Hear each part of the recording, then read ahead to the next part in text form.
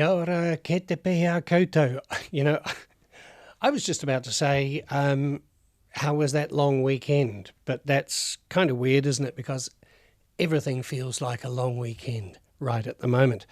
We are on level 3. When we woke up this morning, we were on level 3. Did it feel any different? Doesn't for me. And largely it shouldn't, because we need to be careful, don't we? We need to maintain our social distancing, and what it is largely is to help businesses get ready for when things become normal again. Do you remember that? I'm not sure if everything will be exactly as it always was. This has been a game changer, hasn't it? And I think a lot of the changes that we've got used to might be quite useful in our normal lives. But I've blathered on about that enough. I have on other programs. Just to let you know that Nikki from Christchurch is phoning in. Who's Nikki from Christchurch, you ask? Well, she is the manager of Plains FM, which is the access station down in the Canterbury region, and I'm looking forward to having a good chat with her. So I've got a bit of music queued up, and I've got a bunch of questions and answers here about, look, what you can and can't do in level 3. I'll just give you one of them now. The lockdown shackles loosen as we move from alert level 4. What changes are there? Well, Jacinda Ardern, the Prime Minister, has called it a recovery room and a progression, not a rush to normality. The goal of shifting down a notch through the alert level system is to keep enough of a thumb over the hose to avoid squandering efforts, hose, squandering, mixed metaphor there, to suppress COVID-19 in New Zealand, where active cases are now down around the 300 mark, while positioning the economy for recovery. Right, so that's a bit of a summary of what it means to be in level 3, but there are lots of specific questions that people might need reminding about. If they've been following the PM's briefings, they'll be au fait with that, up with the play.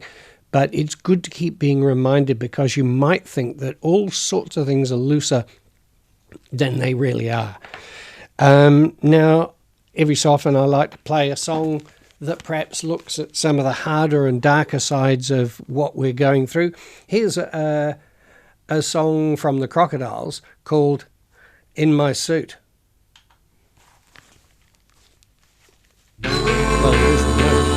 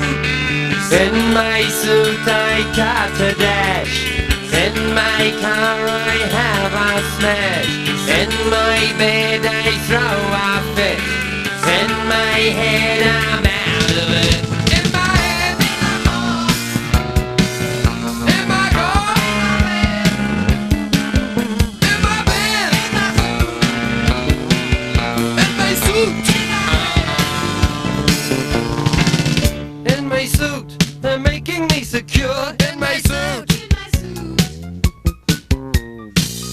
Telling me there is no known cure. Just my suit. In my suit, I'm driving in my car. In my bed, I'm dying.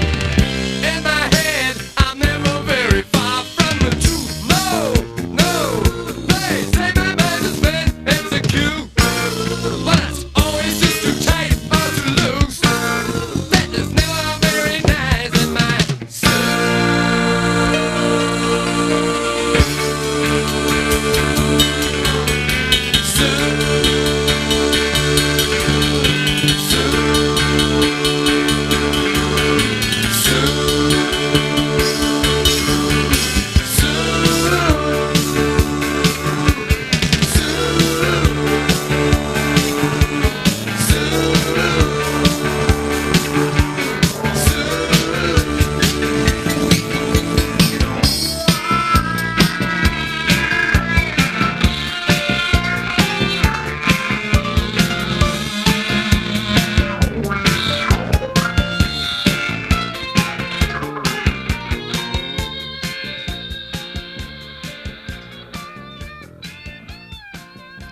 The Crocodiles there. Very popular band of the 80s in New Zealand. I think most people think of Tears as their big number, as quite rightly so, people. And they think of them as very poppy, which largely they were, but could be quite post-punk, largely due to the influence of Fane Floors, a guy with a great background in New Zealand music. Started out with Blurter way back in the day, and then formed Spats and the Crocodiles, and went into advertising, and has had a huge influence on New Zealand music. Now look, I'm going to put my glasses on so that if Nikki arrives, I'll be ready for her, baby. Yeah. The only trouble with my glasses is I can't read when I got them on. And I was going to give you another kind of little tip about what being level 3 might be like. As you know, that happened at 11:59. How precise is that? Last night. Excuse me, going to cough. It's not COVID, honestly. And for most people, as I've said before, things stay pretty much the same. Your bubbles remain. Keep your household isolated, and physical isolation outside that bubble stays, right? So businesses have got a chance to get in and prepare for lower levels. So can you can you double your bubble? Well, not exactly. So the guidance there is that you'll be able to extend your bubble slightly to bring in close family, isolated people or caregivers. So it doesn't mean rolling around to your mate's place. Sorry about that, all right? It is something you do after serious and sober thought. Meeting up with a Tinder match? Definitely not. You can work from home, and if you can, please do so. If you really have to go in and then this is the period of time that you can go in and do some prep. Schools are open on Wednesday, April the 29th. Is that today? That's tomorrow, isn't it? For students up to year 10. So some may be later, it depends. And likewise, early childhood centres. Schools are limited to the kids of parents who need to attend. They might have, one of the essential service jobs or other reasons. And a change from the original attendance is voluntary. So, yes, kids can go to school, but in specific circumstances. Look, there's the phone ringing, so I'm just going to turn that on. Is that Nikki there? It is Nikki here. Oh, right. Okay, so it would appear that you tried to phone in on the video link and it didn't work. It didn't give me the okay. I mean, it didn't ask me to accept click accept. Well, obviously artificial intelligence has rejected you, Nikki, and I'm really sorry about that. Oh, gosh, I'm sorry. It must be something I had for breakfast this morning. All right. Look, you sound great on the radio, on the telephone, so let's do that. Okay. Yeah. Well, greetings from Ototahi. Yeah, and greetings from Te Ore Masterton. Nice to talk to you, Michael. How are things for you this morning? You've got a bright sunny day up there? Yes, it is. I cycled into work this morning and, yep, it's good out there. But what happens is then when I get in here and I do these programs and I do some editing and you know, all the stuff, and I lose track of what it's like out there. It's only when I cycle home again. Well, I'm looking out a beautiful big window at the gorgeous trees on the outer campus in all their autumn glory. Oh, great. Yeah. So you've got a lovely location there in Christchurch. I have to say, your Access radio station has responded not just to this crisis, but a number of crises in exemplary fashion, if I may say that. Well, that's very kind of you. We can only do what we can do, but we put our hearts into it. Yeah, I mean, it goes right back to the earthquake. When that was happening, at the very moment when things were jiggling about, in more than a jiggly way, in a very disturbing fashion, you had some Samoan program makers on radio at the time, is that right? Well, yes, both times actually, because the September one was the first one that really gave us a fright, but there were no deaths, of course, and that was on a Saturday, and so we had live program makers in the studio just continuing and battling on and trying to keep people calm in their communities, and people were wanting to dash up to the hill because, of course, the Samoan community is used to tsunamis and or hearing about tsunamis. That's right. So that's what they were thinking they should do, but in fact they didn't need to do that. So that was what we could encourage them not to do and stay safe in their homes and just, don't panic, essentially. And then the second time it was during the week, so it was another lunchtime. Well, it was a lunchtime big shake this time, and then all hell broke loose, essentially. Yeah, we had to get out. They stuck around for a lot longer than the normal duration of their program, right? On the first time, yes. So they completed their program, and then the Women on Air team came in. 3 people came in to help with that program, and I was in the station well before then too, giving out updates and things. It was bizarre. It was a bizarre time, and it kind of wasn't scary because we had something to do. Yes. We had a function to achieve. We had an aim to inform people and try and give as much information as we could to help people get through that first period. But the second time, of course, we had to leave the station in the February. After the February quake, we weren't allowed in. No. We were sent home, so the BBC World Service kicked in, and then our battles began really to try and get access. Yeah, yes, and then years later, the awful incidents at the mosques in Christchurch, March 15. Again, that's something that your station was instrumental in helping with the healing process. Wow, gosh, I mean, the staff kind of thought, what on earth can we do? This is just horrendous. What's our role here? And I guess because of the connections that we already had into the community, we were able to,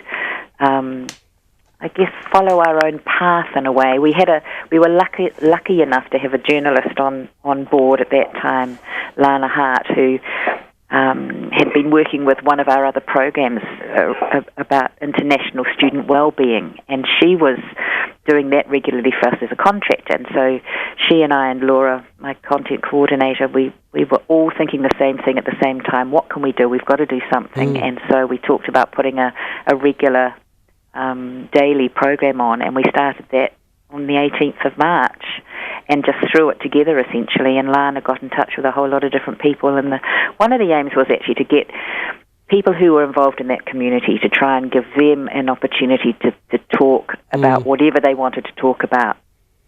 And so each program, each day, Lana would focus on a Muslim commentator or a Muslim community leader or just a person who we knew, and give information out that way. But also talk to the people who were trying to keep it together for the community. Those who were supporting the community in the migrant or refugee sector, in health.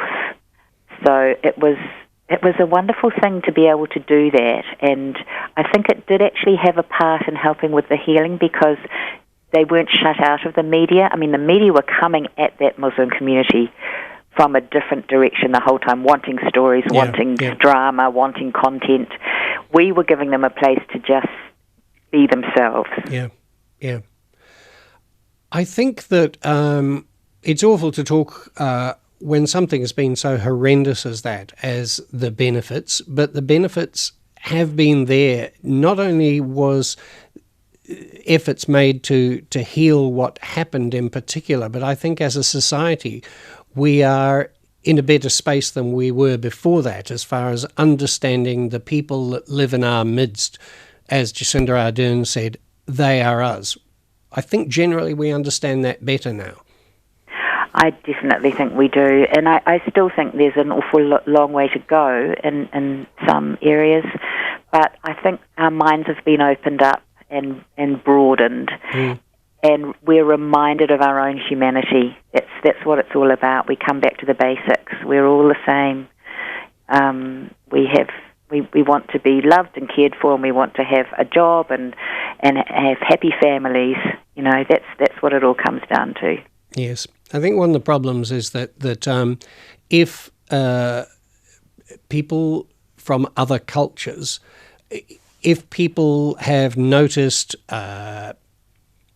some, how can I say it, things like terrorism, etc., they will decide that everybody of that culture is therefore to be looked at sideways just in case they might be a terrorist. Do we need to be alert? Do we need to be wary about them? And what we've realised is it's silly to judge an entire culture or society on those grounds as it would be to say, look at the current state of American politics and decide that's what democracy was all about. Yeah, we've really had to undo our thinking over many, many, many years. It's untangling that. We've been taught that this is the way to think. It's actually untangling that and thinking in a different way and opening up, being opened up by hearing other voices and other people's experiences through their religion, that give us insights and allow us to actually think, okay, what am I worried about? What do I fear here? Yeah. So in response to that, as part of the healing process, your station assembled a series called After March 15, which was shared across the Access Network. We played it here. But more recently, you had a series called Widows of Shahada. What's the thought behind that one? Well, again, after the experiences of after March 15, we felt that we had the wherewithal to put an application into a particular fund that was supporting content about or around diversity or Muslim life. It was to do really with celebrating or featuring the Muslim community in the run-up to the first anniversary of the mosque attacks. So we had the idea that we could focus on one particular thing, and for us that was going to be some of the widows. So we wanted to tell their stories as authentically as we possibly could, and we wanted them to really lead us in this journey. So when we thought about doing the application, we were trying to come at it from a place of, we've got the tools, but we want you to be the voice. So we're the channel for you to tell us your story in whatever way you want to.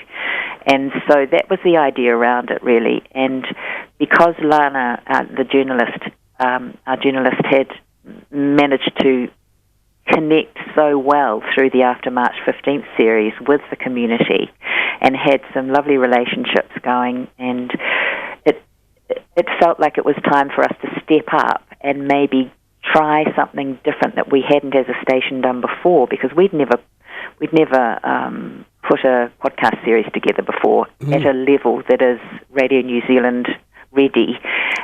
Very high standards there, both technical and content. Yeah. Very high standards. So we thought, can we do this? And we thought we could. So we put an application in, and that was quite a long process too.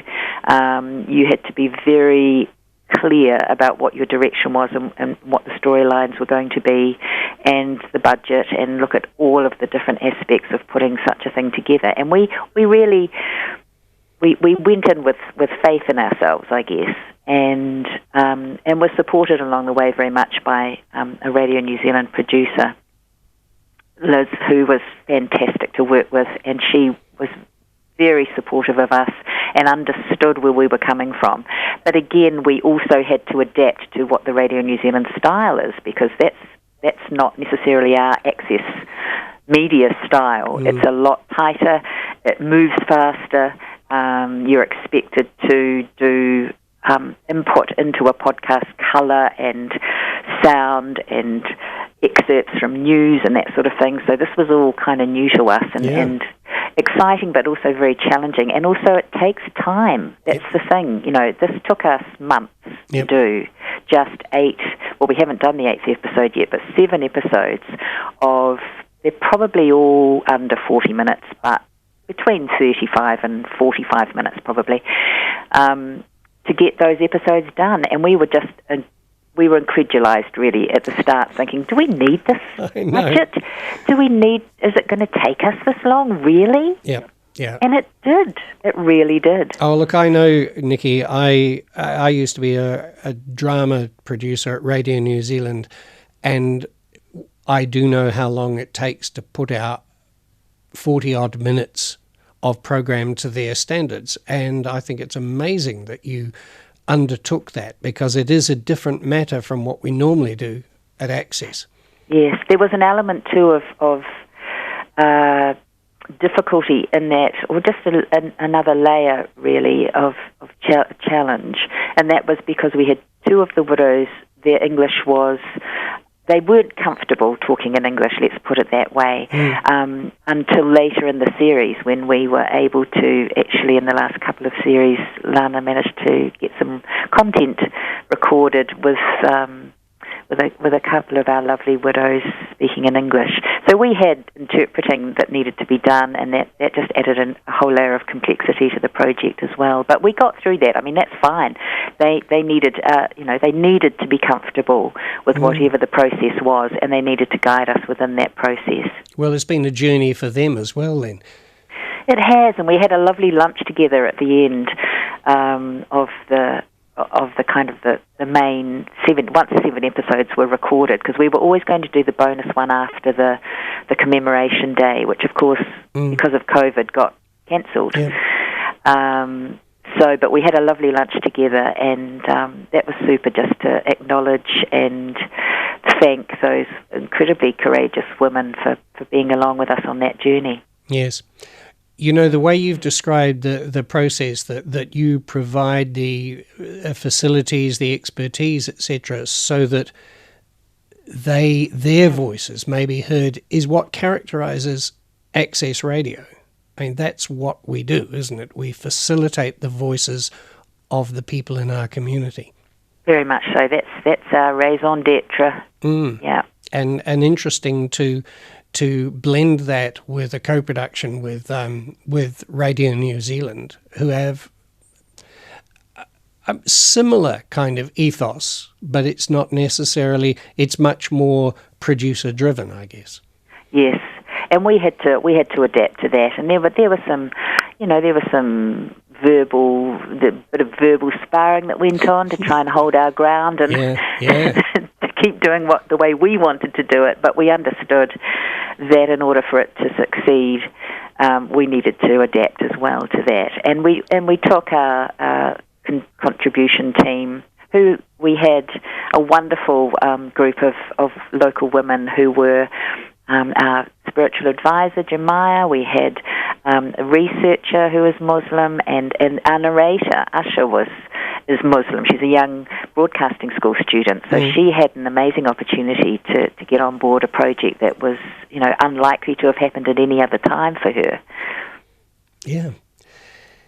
So in a way, even though, and good on you for holding your ground, I think probably both parties have learned something from each other's methodologies, do you think?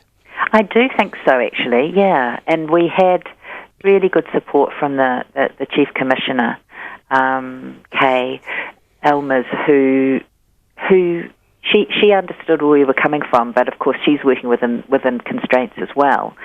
But I think I think the producers there definitely learnt that we work in a different way, and that way is not necessarily a bad way or a way that should be dismissed, and that you can actually get really, really good results from doing it in a slightly different way. And not having it's sort of letting things settle, it's letting people just be and not expecting tight content. You will actually get the gems if you let somebody just be.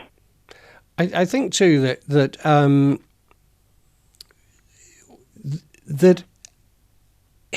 it's. I can understand that there are certain standards that are almost the professional standards that Radio New Zealand has. You really understand why they need to be, but sometimes hesitation, error, rethinking, heading off somewhere, correcting yourself and coming back tells its own story about people. And that to allow that, instead of perhaps having a preconceived idea of the story that you want to tell as producer, which is more the model, I guess, that things will emerge that you might not have discovered otherwise. Yes, and I think we're lucky as a sector in that we are able to do that. I think that's a real treat for us, that we have the time or not the capacity, but just we can give people that space. And that's quite a gift. Yeah. And now here we are in the middle of something else entirely, something that the world has never seen before. Wow. And how have you at your station responded to this? What are the things that you do? Well, once we got past the shock and thinking, oh, no, not again... Oh, I was actually supposed to go on 3 weeks holiday just before the lockdown, and so that was out the door very smartly. But I'm glad that I was able to, be on hand because there was so much to do. That's the thing. We didn't get quieter; we got busier.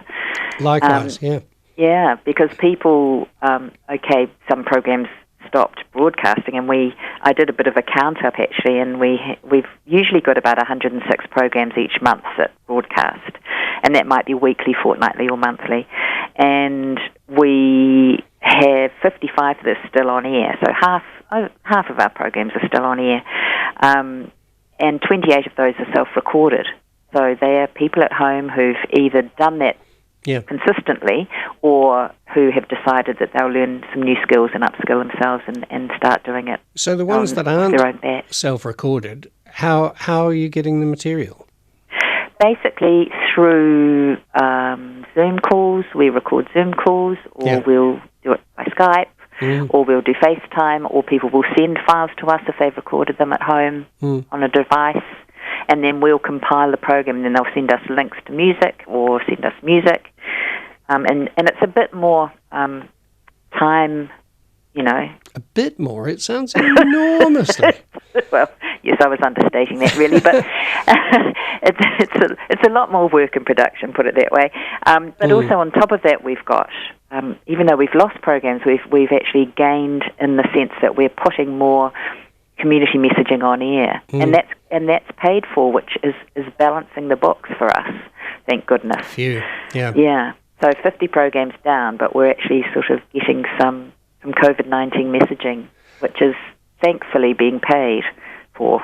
Well, well done, because, 50% of your program makers still going. It's nothing like that here, because largely people come in. Mostly we are about live programming. And yes, we do have, honestly, Nikki, we do have a video call-in system here, but it requires me to be at the desk to make sure that it's working. For example, like your call-in this morning. Yes. And we just don't have the time. Toby's come up with a nifty thing whereby somebody can video call in without me being here, and their program goes live to air. We haven't trialled that yet. We do have a program maker who is calling in and doing his program while I am here, but he is so onto it, and his guests appear on video along with him, and I just have to be kind of in the building roundabout just in case. It's pretty amazing, isn't it? It's wonderful. It's fantastic. Good on them. And amazing, you've got a real gem in that Toby person. Yeah. Oh, sure have. And we're using this period too to experiment with new ways of doing things. And whenever you experiment, things occasionally go wrong. And some of it could be down to me not being that great. I'm a little older and not as quick with technology as I used to be. And that's perfect, because we don't want to experiment with our broadcasters. We don't want to sit them down here and say, we've got this new thing and we're not entirely sure how it works. It's better that I sit here and make a fool of myself from time to time. It's been great soak testing, because as I say, it's not... Toby's technology is pretty damn good. And if there's an error, it's usually human error and, can be identified. And I don't mind being the fool guy to say, this is how I got it wrong. Because when all of this is over and we bring our broadcasters back in, we want to say, sit down here, do your program, talk here, chuck your music on via this method, and everything will be fine. And I think it will be. Well, you guys are such innovators. It's just amazing what you achieve as such a small but very perfectly formed station. Well, as I say, I've been making quite a lot of mistakes during this period, and our audiences are probably getting very used to it. Me going, well, that didn't work, and looking around and flailing about. And it's usually because I've done something stupid. But I'm here as the representative stupid person so that our way less stupider broadcasters can have an easy ride. Stupidity that leads to enlightenment. Yeah. I have a function. I'm actually really pleased about the other function, thinking about functions and what we do here in the way that we've been able to get out some particular messaging for communities in different languages. I think that's been really important at this time, yes, through this lockdown as well. And that's been something that we took upon ourselves really as an extra under some duress, but we're really keen to support some of those niche refugee and migrant community groups who were getting a heap of information in English, some that was written in other languages, not necessarily in theirs. And so we worked at a project that really was aimed at trying to help those smaller niche communities get some decent, good quality information. Well, it might have been hard yards for you, Nikki, but we're all benefiting from it. Our listeners already know your voice because you've often introed before it goes into another language, on some of them.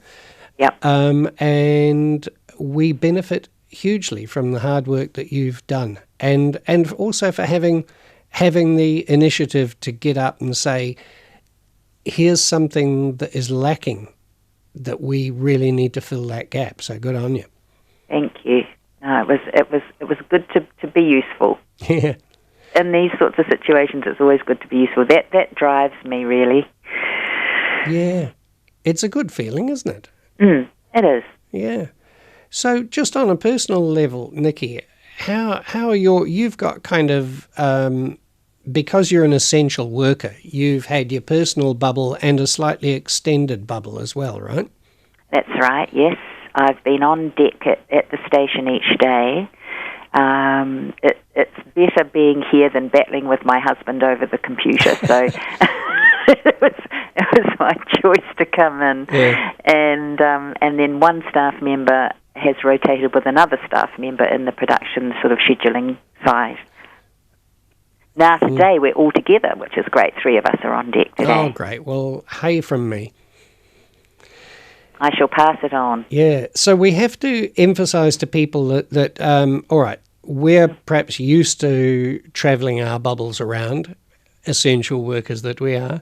But a lot of people, I think, they go, oh, level 3, all bets are off. We still have to be really very careful.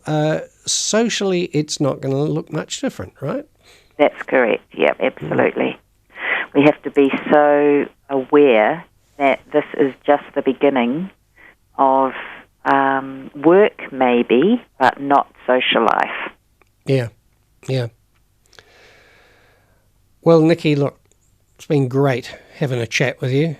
Almost like being there with you. We get together maybe once or twice a year as managers of access stations, and every time we do or chat with you on the phone, we're aware that we all do things slightly differently, but we're all pointing in the same direction. It feels good.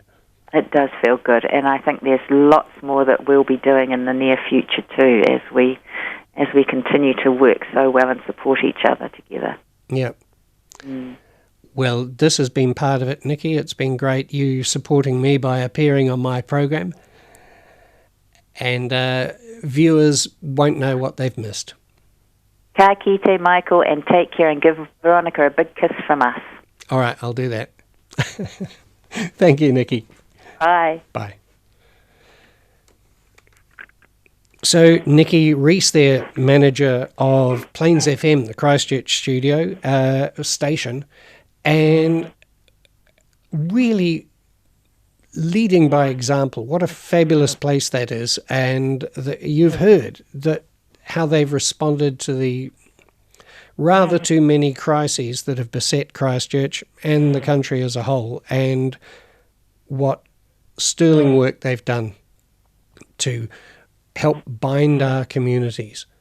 Access Radio is all about celebrating the diversity of our communities, emphasising that they are us as we are them, and we are all together. I think the Beatles said that. I'm going to play a track of Igazolo, Boogaloo Tropical. Yeah, let's have a listen to that.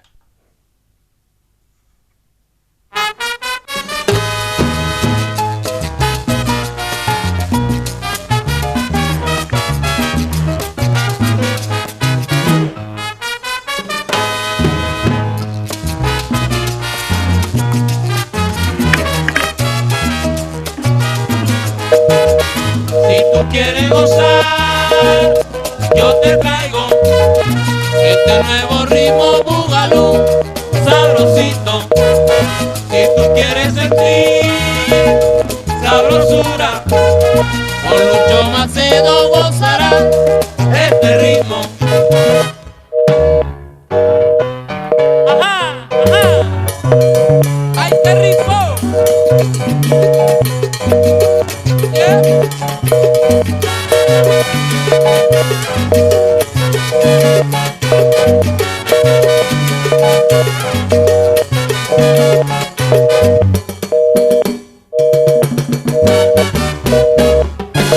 Baila mi búgalú, oye china linda, vamos a gozar. Macedo búgalú, búgalú, búgalú, búgalú para bailar.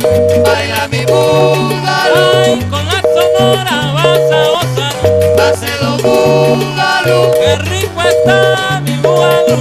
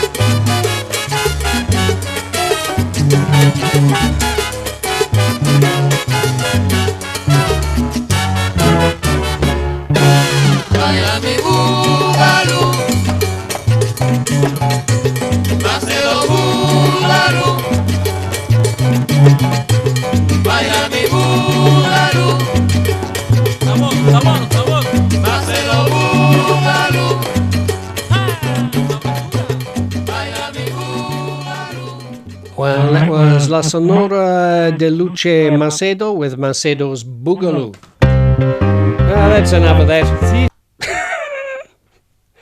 Once Macedo gets going, there's no stopping him. Anyway, that was a fabulous chat with Nikki. Thank you very much. Just to remind you, ke te whakarongo mai koto ki Arrow FM, your community access radio station. This is Michael, getting very close to saying goodbye. How close? This close. Goodbye.